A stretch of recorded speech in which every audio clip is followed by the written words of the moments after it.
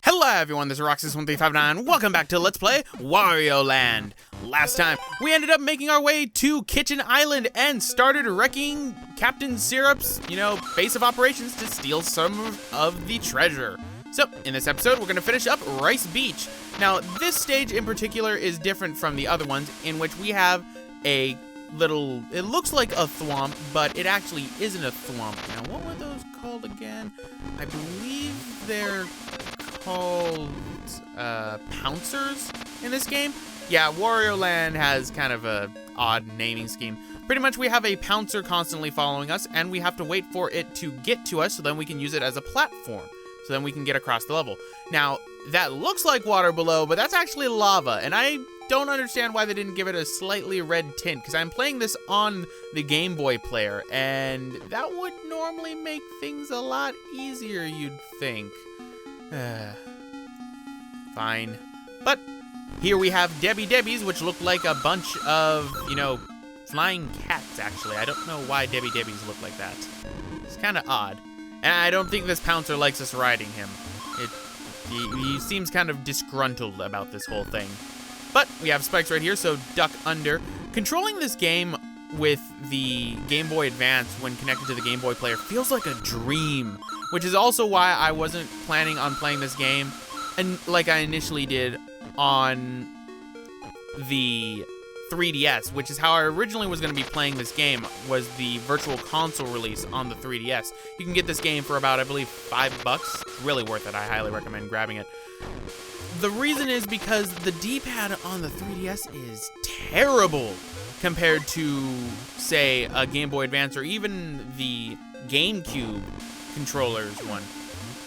Anyway, right here, we have a pouncer that's going up and down. Do not get crushed by them. You don't get hit. You instantly die if you get crushed by a pouncer. So, if you throw an enemy under a pouncer as it crushes, it gives you a nice little prize. So, let's try throwing this pirate goom, and you get 10 coins. That is the case for any enemy that you throw under a pouncer as it crushes you. So, let's go through, and we are done with the 4th stage, which means it's time we now move on to the last stage of regular Rice Beach, which is Course 5, where the boss is. Yep, it's time we fight our first boss of Wario Land. And let me tell you, compared to Super Mario Land 3, I would say the Wario Land bosses are a little bit harder, but not by much. So let's take this goom right here, throw him under, and get crushed. Luckily, the 10 coins seem to always go towards you. And let's get Bull Wario, because I love Bull Wario. Seriously, I mean, Jet Wario is good and all, but Bull Wario, ooh. Got killed. Yep, that's what happens when you end up dying and you go under a pouncer, ladies and gentlemen. You die. And if you do not hit any of the little checkpoints that are inside the stage, which cost 5 coins to use, by the way, they're not free, you're going to have to restart the level over again. So that's not as bad as you'd actually think, ladies and gentlemen, because Wario Land stages are actually rather short compared to other stages. So I've learned my lesson from last time. Let's not get crushed by this pouncer, shall we, who's going through some clipping issues.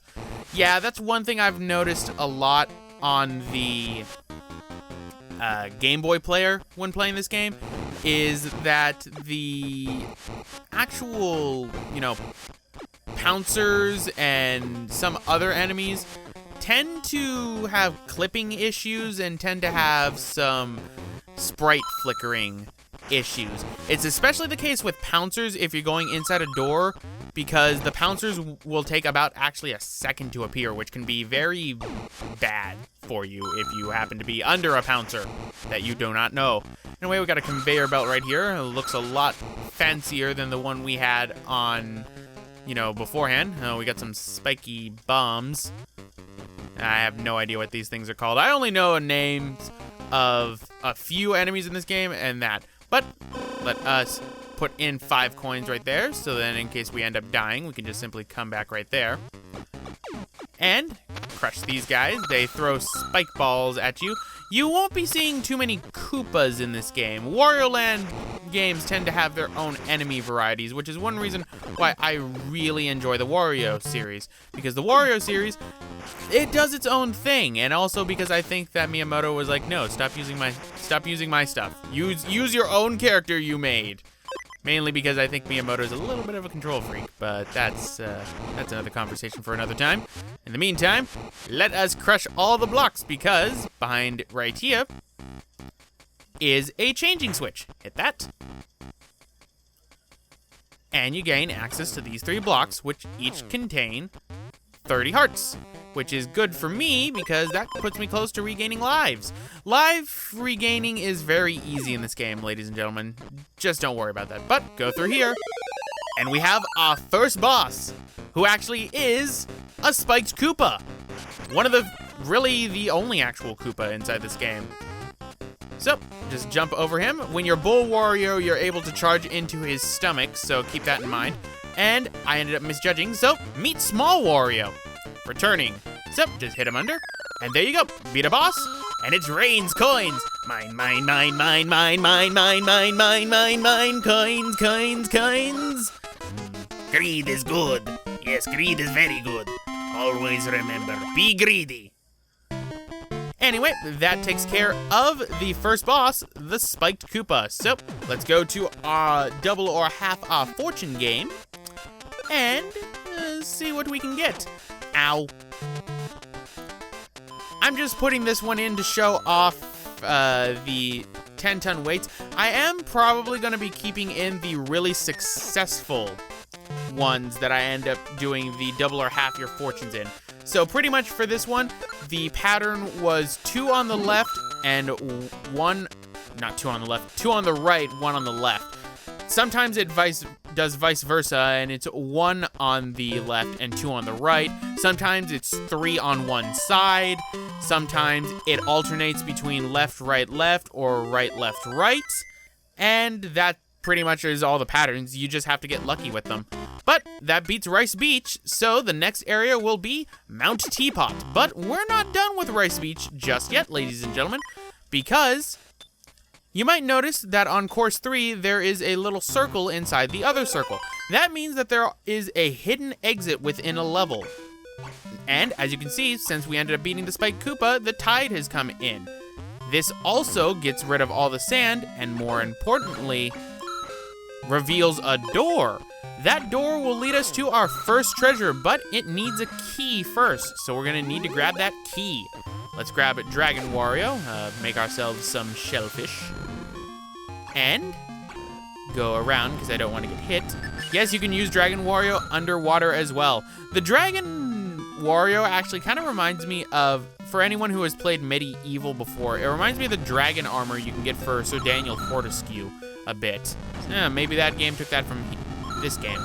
Anyway, here is the key. Pretty much you can hold onto the key, and this key is basically indestructible. You can throw it at any enemy and it will kill any enemy in one hit. It is the most powerful weapon of all. A keyblade. No, but go inside and here is our first treasure. So, open up the chest and let's grab ourselves our first treasure. Now, here's the thing about treasures that I need to talk about. 1, you're going to need to have either a power-up or be regular Wario, because you need to be able to shoulder tackle or use whatever power you have on the chest. Otherwise, you won't be opening it, no matter what. That's very kind of bad if that ends up happening. Number 2, if you get a game over, which I haven't talked about game overs yet in this game. If you get a game over, there is a chance that that treasure you just got will end up being taken away from you, and you will have to reclaim it. What do I mean by that? In this game, if you get a game over, there are 2 punishments. 1, you can either get a treasure taken away, or 2, your coin count goes back down to 0.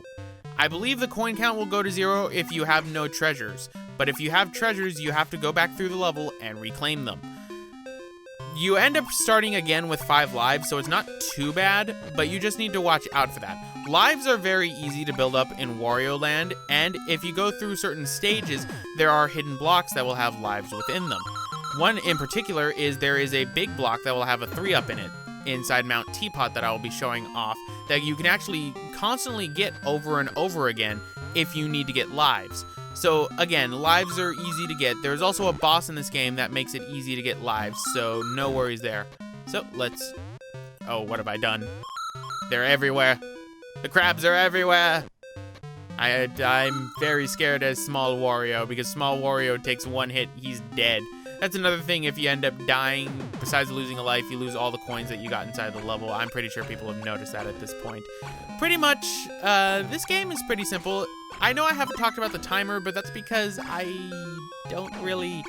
Timers inside the 2D Wario games, the only one that it really matters in that you can be in danger, I would say would be later on in Wario Land 4. In fact, I believe after this, it wouldn't be until Wario Land 4 that the timer does return. It's been a while since I played Wario Land 3, if I'm remembering correctly. I know Wario Land 2 doesn't have a timer, I believe. I could be wrong, though. But jump up over here since all the sand is gone, and we can go to our next stage. Run into that pirate goon, why not? Spend ourselves 10 coins, and there we go. So that beats the secret exit, which means we unlock Course 6 of Rice Beach, which is one of the best levels in the game to gain coins. What do I mean by that? This stage in its entirety is designed just to get Wario coins for the half or double your fortune. Pretty much use Bull Wario to ground pound and get these little sand crabs out, while also grabbing these hearts to build up lives. Shoulder tackle the crabs, and what'll end up happening is you'll be able to get 11 coins. So, lather, rinse, repeat, and if you miss a crab, no worries. Just simply go back off screen a little bit, come back, and that crab will come back. No, this does not mean that you can grind up to 999 coins, which is the maximum that Wario can carry. In this stage in general, the maximum you can get is 91 coins, and then double or half your fortune.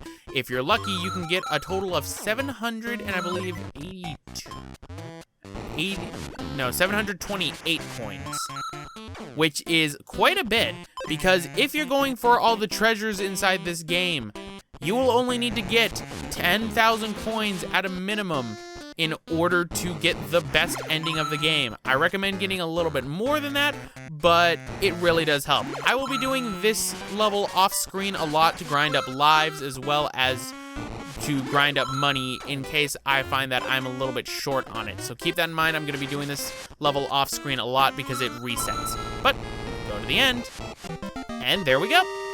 That beats all the courses in Rice Beach. So we are completely done with Rice Beach, ladies and gentlemen. So why don't we go and do one last double or half our fortune game. So let's see. All right, gonna pick you. Now this one I find is the easiest one to get a pattern for, because I find that the pattern tends to be left and then double right, or it tends to be right double left or left double right a lot. But 364 coins, that's not bad. So anyway, guys, I'm gonna end it off right here. This is Renoxus1359. Now that we're done with Rice Beach, our next stop is Mount Teapot. See you guys next time.